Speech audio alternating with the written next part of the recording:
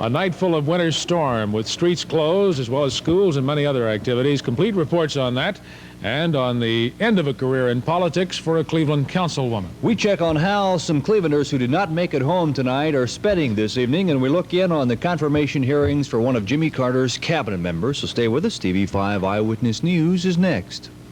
$100,000 mystery tune tomorrow at 7:30.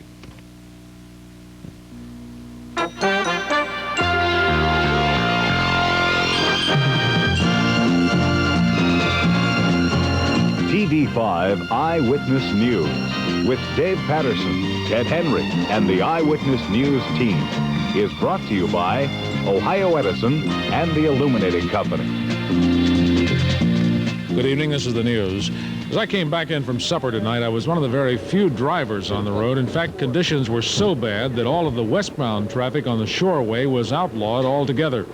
The wind and the spray from the lake made the lanes just too dangerous to use, but that was just one of the major roadways. It was much the same on the interstates and on your street, too, if I had to guess. And if you thought it was bad today, don't be surprised to see it just as bad tomorrow. Our Mark Kuntz got the word tonight from Lynn Maximuk of the National Weather Service.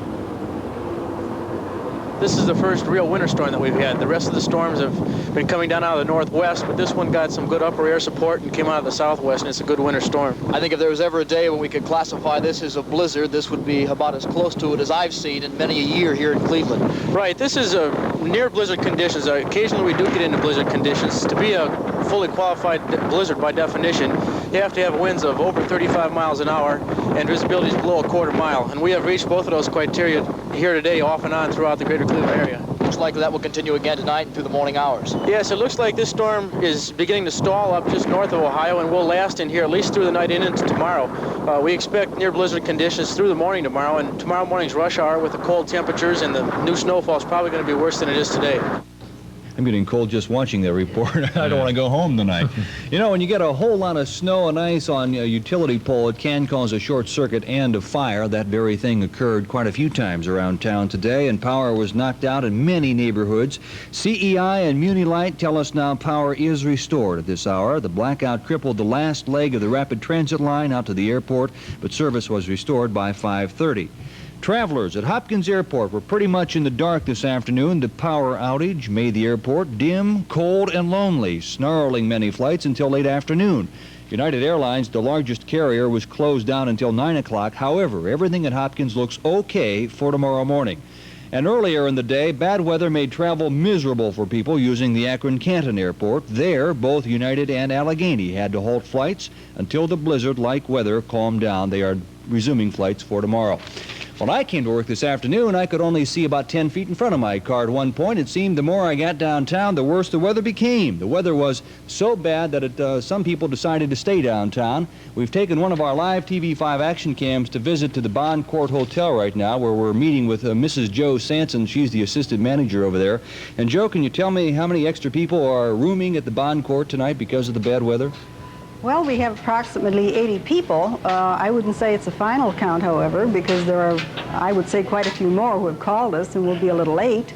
Joe, do you have any special rates for people when the weather becomes so inclement and they may be short of cash or something? Do you have a special program for these people? Oh, yes.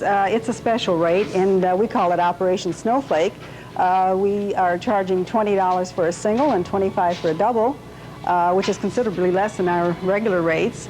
We have many downtown people here, and it's very convenient for them. Especially when you consider it's a warm bed away from the cold weather. By the way, do you have many people staying with your hotel tonight who may have been stranded out at the airport who couldn't get out of Cleveland? Oh, yes, quite a few. We didn't really know how bad it was until they all started doubling back, matter of fact.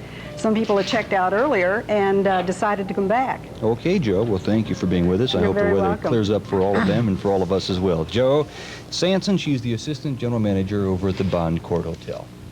One of the great blunders of the day came at 7:22 this morning when the United Press International wires carried the report that Cleveland schools would be closed.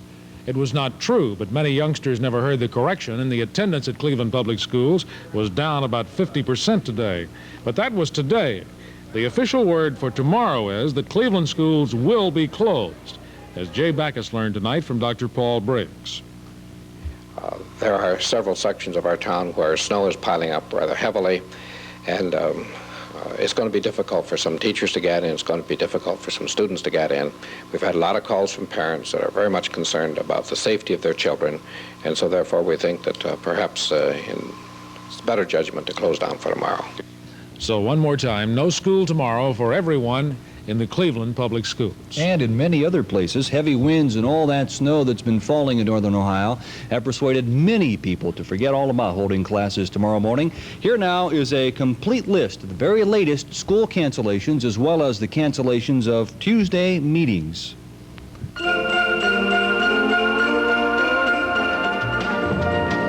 Well, it'd been a lot quicker to put the ones on that were going to be open, I think. We should have just said northern Ohio will be closed tomorrow. Except for the following 7 things. By the way, spelling does not count, so do not call on account of a spelling. Question is, who gets rid of the snow on days and nights such as this? A special report on that is next as TV5 Eyewitness News continues. Something we all count on in weather such as this is the city's ability to keep the streets clear, or at least keep an upper hand on things. The city depends on its snow equipment, and tonight Jay Backus looks at Cleveland's snow removal fleet. Jay? It's a test under battle conditions for the equipment, isn't it, Dave? And it's obvious that the crews don't have an upper hand on the snow all the time. But it's not always the city's fault. The people who run the city's heavy road equipment and who dispatch it will readily tell you that only so much can be done in the midst of a storm like this. But I was assured by Streets Commissioner John Laricchia today that the equipment is holding up under the strain. At least there is no worse breakdown rate than normal. Yesterday, when I talked to a city employee who regularly sends road crews out, I asked him if he felt the men, and especially the equipment, could cope with the advancing blizzard. We've been pretty fortunate this year so far.